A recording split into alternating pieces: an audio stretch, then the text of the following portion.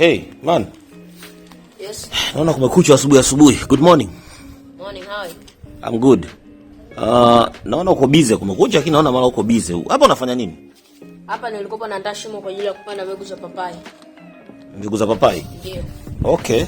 Kwa hiyo umeamua sasa upande papai, lakini sioni shimo mimi. Yeah.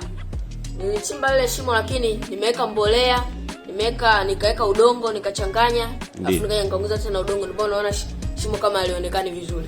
Okay. Vizuri. Sasa hiyo mbona na mche wa papai sioni? Wewe mbona unasema unapanda papai lakini sioni mche? Hatupandi mche sababu hapa tuna mbegu zetu za papai. Mara kwanza tulienda kule shambani tukachukua papai, tukaleta nyumbani, tulivolila tukaliona ile papai tamu. So tukaamua tukaushe hizo mbegu afu tuje kuzipanda. Hii papai nimeipenda. Hii papai kwanza ni nzuri, ni tamu sana. Ni tamu. Kama papai yote hayo mengine yanakuwa hayo ma hybrid hayo. Okay. Sasa kwa hiyo unafahamu litakaa muda gani mpaka tuanze kulivuna? Kwangu mimi sina uhakika. Lakini tupande tuone matokeo yake baadaye, si ndio? Ndio. Okay, so that's very good. Kwa unapanda mbegu ngapi hapa? Hapa napanda tu mbegu 2. Kwa nini mbegu 2? Tunapanda mbegu 2. Kwanza tungeweza kupanda mbegu moja, lakini tumepanda mbegu 2 kwa sababu ikifa mpapai mmoja tutakuwa tumebaki na mpapai mmoja. Aha, na ikiota yote miwili?